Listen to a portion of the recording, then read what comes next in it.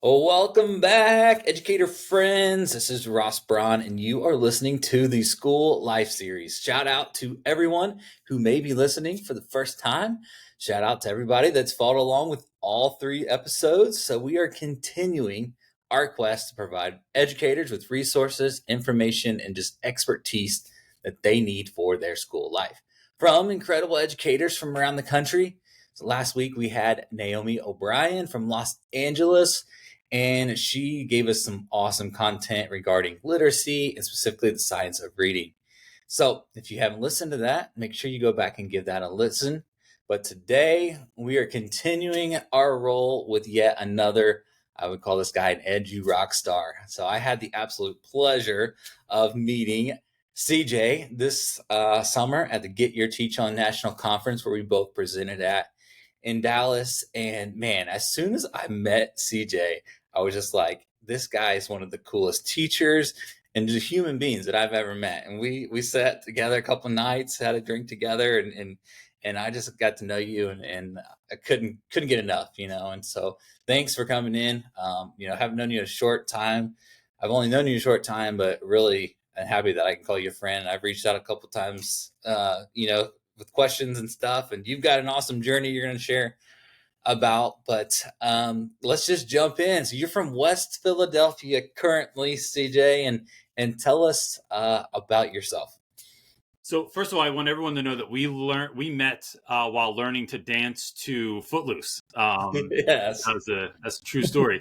So that's how friendships are forged in the teacher world. We were both really bad at it, I might add. Yeah. Oh, dude, I put myself in the back line. They were like, Chris was like, do you want to move up to the front? I said, no, I'm good. I feel strong back here. Yeah, so, that's our spot. So look, man, first of all, thank you for having me. Yeah. I am, gosh, man, my educational journey has been a weird one, but I wanted to be a drummer. I wanted to be a clown. I wanted to be a priest, and I lived in a monastery for a little while. And then someone was like, you should be a teacher. And I thought, wow, that was a stretch. I don't know how we got from here to here, but education is all of the things I wanted to do. It's being on a stage. It's being a fool for kids. It's loving people on the margins, and kind of gave me that platform to be able to do the stuff that I want to do.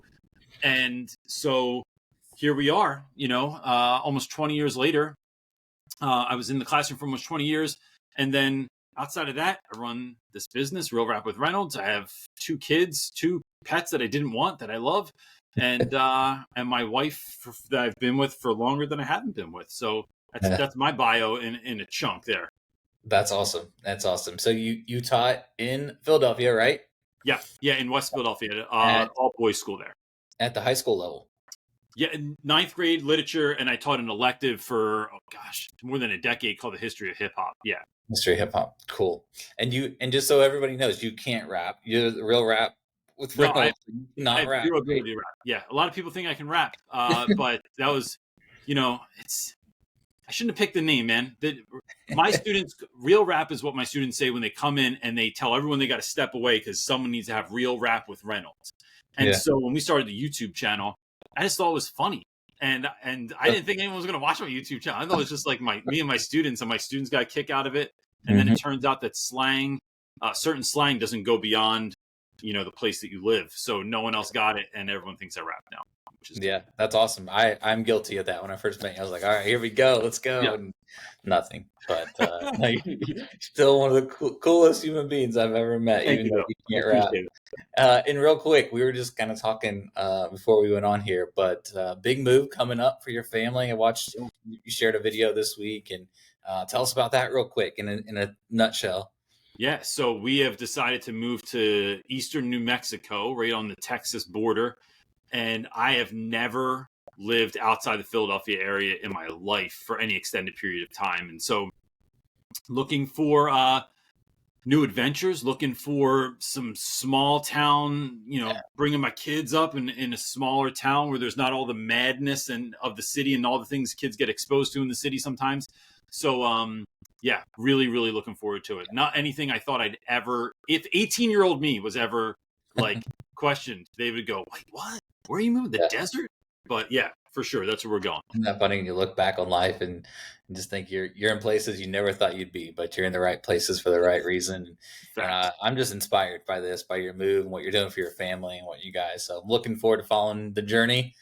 I'm personally looking forward to the road trip. I know there's going to be some good content coming from the road Yeah. trip. Four grown people and two animals alone in a car for 4 days. What could Yeah. go wrong? Best of luck to you on that. So, well, let's dive in. I ask a few questions to all of our guests each time. So the first one is, we talked a little bit about your 18-year-old self and who has influenced you both personally and professionally along the way in your journey. When I think about that, I think one, probably my mom. And I don't think I even realized that as much until more recently. When I was like 17, my mom decided to become a foster parent. And my mom never like half did anything. So not only did she become a foster parent, she became the president of the Camden County Foster Association and like an emergency placement for kids. So we would wake up in the morning and just there'd be some new kid sleeping on the floor or a mattress or a futon or whatever. And my parents made a heavy investment in bunk beds at that time. And it was something because that's not how I grew up. I grew up in a town that looked like the Sandlot or Leave It to Beaver. And so to have kids come in that didn't have what I grew up with was really something. And so I think that and, probably since I was really since I was a little kid, but probably since I was 20, Mr. Rogers, man, has been like one of my biggest inspirations in the world. And, just the way that he ran his show is like even a huge inspiration for us and how we choose to run our YouTube channel as well. Yeah, that's awesome. I love that. When you talk about your mom not, doing anything halfway, it's obvious. Like you're the same way. If you're going to do it, I haven't known you for super long, but you're all in. And I love that. And it inspires me as well. And then, Mr. Rogers, I noticed in one of your videos, you had some stuff in the background. I got the same thing back here on my bookshelf, my little Mr. Rogers. But yeah, it's so inspiring for you and I. And I know when I was teaching and as a principal, like I really carried on his message through what I was doing because I didn't want that next generation to say, who's Mr. Rogers? What does it mean to be kind? What are we doing? So I think that's important as educators is to carry on that legacy, whether you're saying Fred Rogers or not. We all remember Fred Rogers and what he stood for and the way he lived his life. And let's continue to live that out. So Absolutely. Great. Next, when we dive into a little bit, how can we support educators? And the next question is, what was or has been a game changer or a hack per se for you in your educational journey? There's so many things I could say about this, but one of the things I think, when you talk to educators now, everyone's so overworked and so tired all the time. And I just think that if you want to be great in the classroom, it's so important that you show up great, right? So you have to, so for me, it was how much can I pour into myself? Like if I am the most important person in my life, right? Because everybody else gets a better version of when I pour into me, you get a better version of me. When I just give all that I have, you get a worse version of me. So if I am pouring into myself with things like a morning routine and being mindful of my diet and my exercise and those sorts of things, like I'm actually, I heard Henry Rollins said one time that you were born a Porsche, but most people treat themselves like a beater car. And that has always stuck with me. And so that's one thing, is really pouring into myself. But then what does that look like at school? And one of the things I realized some years ago was that if somebody else can do something, then I'm not going to do it. So in my classroom, what does that look like? It looks like I never hand out papers. I never collect papers. I don't grade multiple choice stuff. I don't pick up trash I help pick up trash on my floor. That's not something I just delegate. I don't clean my own board. Yeah. I don't do almost anything, because it turns out, look, kids like doing stuff. They don't want to do chores at home, but you have like the same kid wash your whiteboard for a week. I guarantee someone goes, Reynolds, how come I never get to wash the whiteboard? And it's like, what? But where's your mom right now? So it's trying to delegate, get as much off my plate as I can, so I can do the things that only I can do. The connections with kids, the connections with parents, the connections with other staff members, coming up with the dynamic and exciting learning experiences for my students. Only I can do that. And the more I can get off my plate, like, I'm not going to alphabetize anything. Like, I have students that will willingly do that for, a handful of cereal or whatever other weird crap I'm giving them. So yeah, so it's really trying to delegate as much stuff as possible. Yeah, I love that. And Naomi, she shared a very similar message last week. She's teaching kindergarten and second graders Mm. and had the same, idea of like, these kids need to be taught this responsibility at that age. And it's taking so much off of my plate, because the reality of it is you're going to spend an hour, 45 minutes after school cleaning your classroom and organizing those papers and doing all that. Why not take the last 10 minutes of the day times 25 students and Yeah. get it done, and that's going to allow you to go home to your family sooner and pour into them instead of, spending that time. So love it. There's just so many benefits to that. So thank you for sharing it. For sure, man. And next, I call this the open floor. I told you a little bit about it, but this is just where you can share with us like your jam. You are a great teacher, a phenomenal educator. So you've got a lot that you're really good at. And so I'm a little curious to see what you're going to share with us, but it's your floor. Share with us what you think our listeners, who are all educators, need to hear. I think, gosh, this is such a good question, man. I really, so here's what comes off the top of my head, and I'm hoping that's happening for a reason. Everyone that's listening to this that's an educator has some giftedness in something, right? But not everyone's giftedness is the same. So there's nothing worse than seeing a teacher try to be mean or stern that they're just not stern. It's equally uncomfortable to watch someone try to be funny because they think they're supposed to be funny, but they're really not that funny. And it's like, please stop doing that. It's making everything awkward in this meeting. Yeah. So it is figuring out what that giftedness is and then pouring gasoline on that fire, getting really, really good and being whatever that is, whatever that awesomeness is in you, being awesome out loud.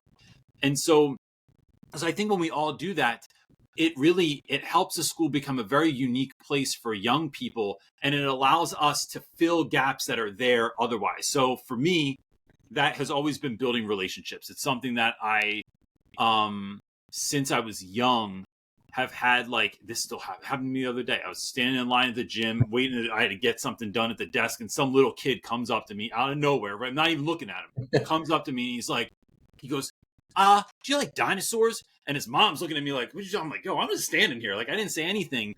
And so I tell him, yeah, I love dinosaurs, man. So we talk about dinosaurs for a minute.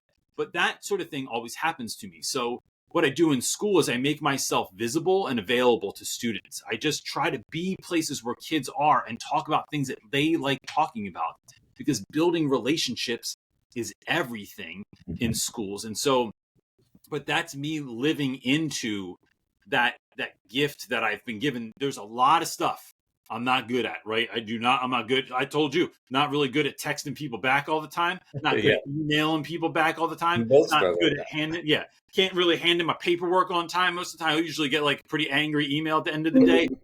But that's because, look, you're not good at answering phone calls. Right, decline. So it's finding out what that giftedness is and then having the courage to show up to school and be that out loud. I love that. Yeah. No, that's great. And I think you and I share a little bit of that where like, I want to be there for the kid that's not heard, that's not seen. And I want to make sure that I am available for that kid, you said that, visible and available. And for me, it just kind of happened naturally. I think you're the same way. Like it just, I tend to gravitate toward those students, and I tend to see the kid that's in the back with its head down, where some teachers may not pick up on that, but that's great. That's why each school needs somebody like you, needs somebody like me to gravitate and grab a hold of those kids, Yeah, no, you're right. You're right. Kind of going back to what you were talking about at the beginning, like, we met with Get Your Teach On, and that's really a passion of theirs, is being your authentic self. Like, don't come in as a first year teacher and say, I'm going to be this person, this person, this person. Like, find yourself and be that teacher, and don't try to be the teacher next door. Don't try to be the teacher down the hallway. Be your authentic self and own it. And like I love how you said pour gasoline on that. Yeah. That's awesome. No, it's so scary too, right? Like Yeah. like to do that, because in a lot of schools, there's scripted curriculum. Everyone's supposed to discipline the same way and talk to kids the same way, and there's so many do's and don'ts. And I think that when we pay too close attention to that, I'm not trying to be a carbon cutout of everyone else, right? Mhm. I'm trying to be one of one. But I'd say like the Avengers is only cool because if you're watching a movie with 10 Thors, that'd probably be cool for like one movie, but you don't need that, right? What you need is all of these different cast of characters that are showing up, that are working together as a community to help lift up kids and help them be ultimately who they're meant to be. But we can only do Yes. that if we show up as our authentic Yeah. and original selves. Yeah. And it models that to these young adults that are, growing into who they need to be and who they're going to go out and be in the world. And so, I don't know about you, but for me, like that didn't come naturally. As a teacher, I was pretty good at it. As an Yeah. administrator, I was 26 years old as an assistant principal and thought I better, get my tie on and be that, like, Yeah. be an assistant principal, because that's what assistant principals look like and act like and talk like. And it just wasn't me. I wasn't happy, and I wasn't very good at it until I realized I'm going to be myself in this role. And I went from being a good administrator to a great administrator because I was, who I wanted to be and who I really was. And it came out. And so thanks for sharing that, man. I really, really appreciate that. I just Yeah. think that's something that all educators, no matter where they're at in their journey, they need to hear it. So, well, you've already shared a lot of great advice. But the two questions that I like to wrap up with are advice to educators. First one. Yeah, so I think advice to educators is, especially now, like right here in the beginning of the school year, even if you started, if you're in the Southwest, you started like a month ago. We just went back 2 days ago in the Northeast. But I think it's so important to not wait to be the teacher that you always dreamed of being, right? Mm, So everyone has this idea of like when I start teaching and what I want my classroom to look like and how I'm going to act and how I'm going to connect with kids and what I'm going to do. But I think too many teachers wait for 3 years in a day till tenure kicks in. They wait to yeah. figure out, I'm going to get a feel for what the school is like. Let me get a feel for what other teachers are like, instead of just coming in and, like I said, being awesome out loud. Folks wait. And I think when we do that, if we remember that education's only ever about kids, that's why we're there. We're not there for us. We're not there to be teacher of the year. We're not there to be everyone's favorite. Like that, those are nice byproducts that happen. I Yeah. enjoy it when kids still keep up with me, almost 20 years later. It's one of my favorite things in the world. But I have to make it about kids. If I make it about kids, then that gives me the courage to be awesome now. So do not wait to be the teacher you always dreamed of being, even if it's in small little increments as you build into that person. But like, get started now. How can I instill just some little change tomorrow that's going to have a huge impact on my students going forward? Yeah, that's great. That's awesome.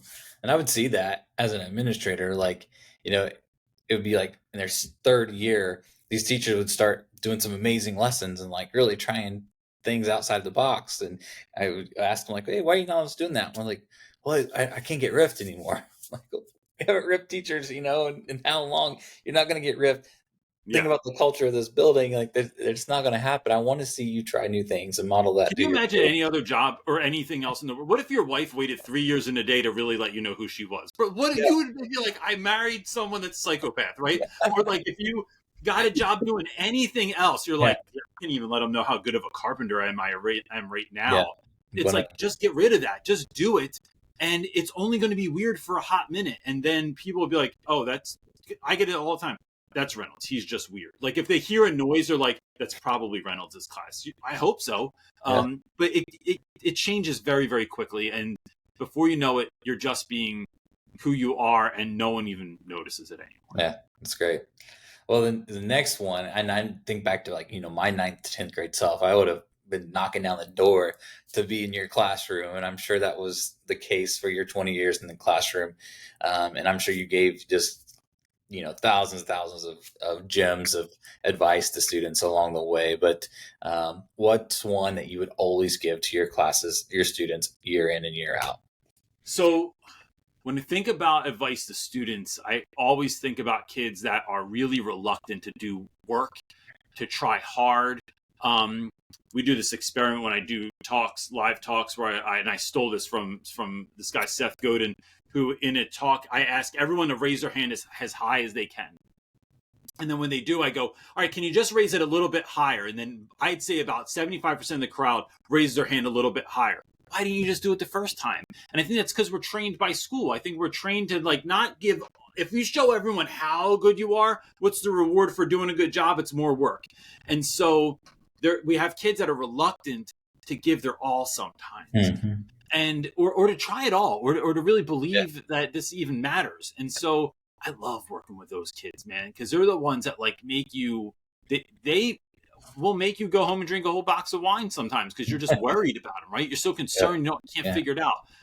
And so when I love to talk to those students, it's really like, what do you want in your life, right? It's really trying to figure out what do you want what do you want your life to look like, but not just for you.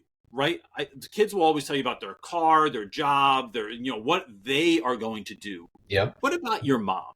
Right, like I work at an all boys school in Philly.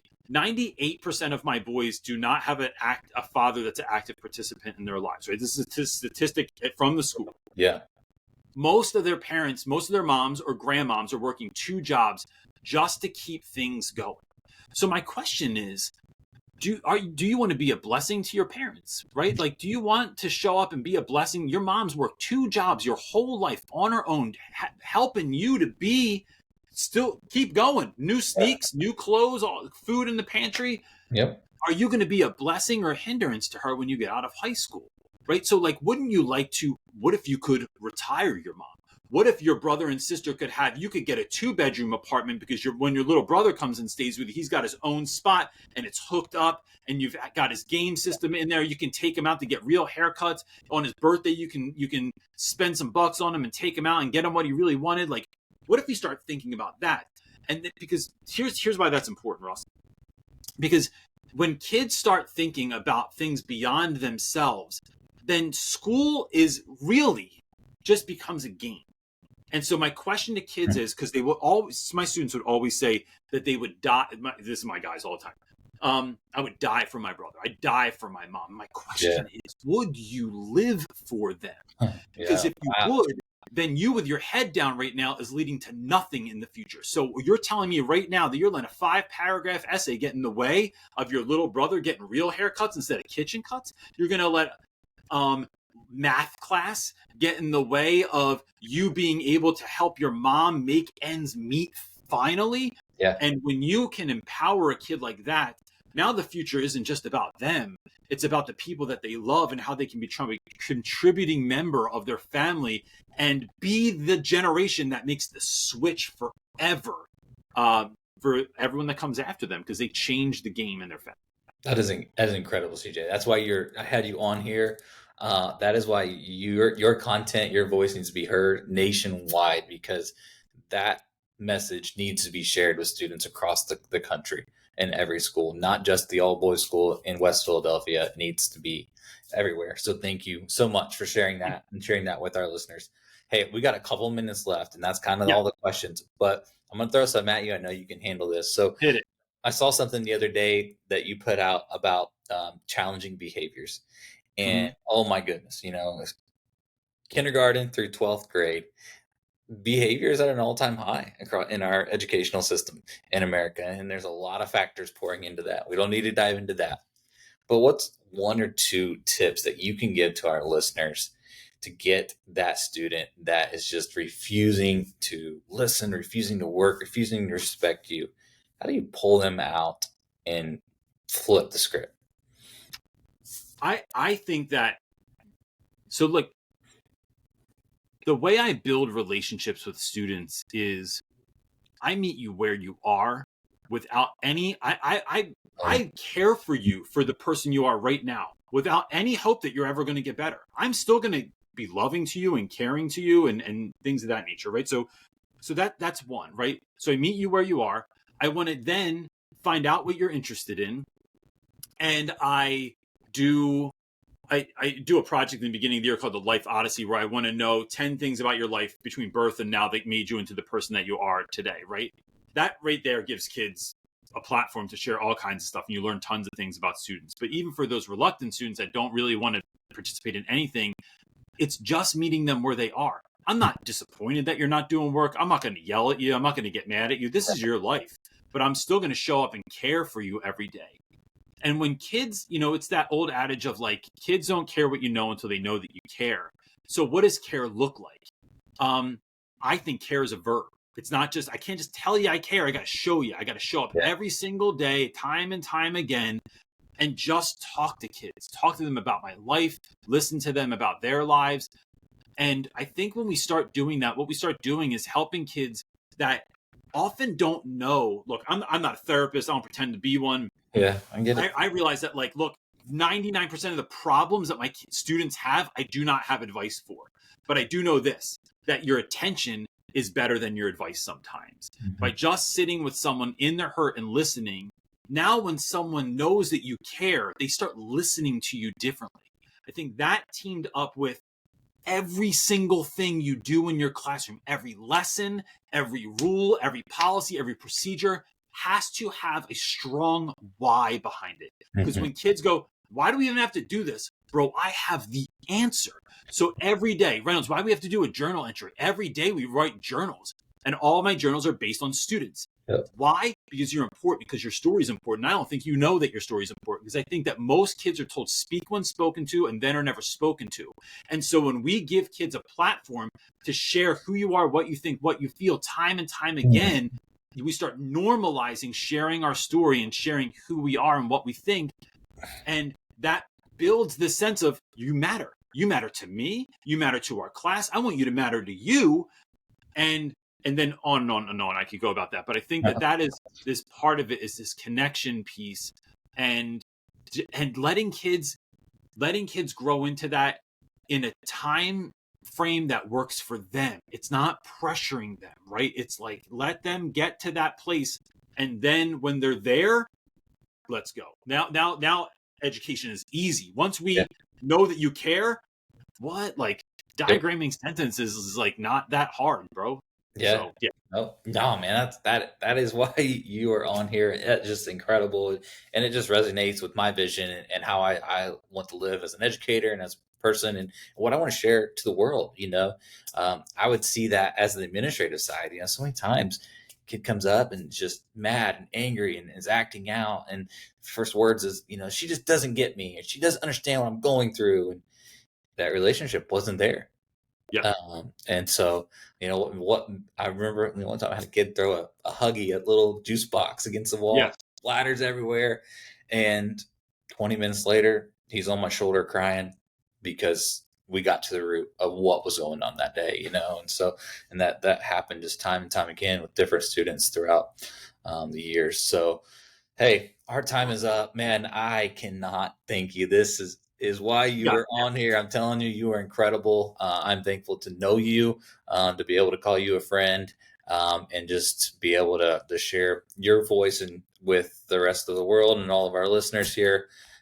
So if you are not following him, CJ Reynolds, Real Rap with Reynolds, YouTube, Instagram, this guy puts out incredible content on a daily, weekly basis. And he works his butt off to do it. I know that. So thank you for what you're doing to sharing with the educational world right now.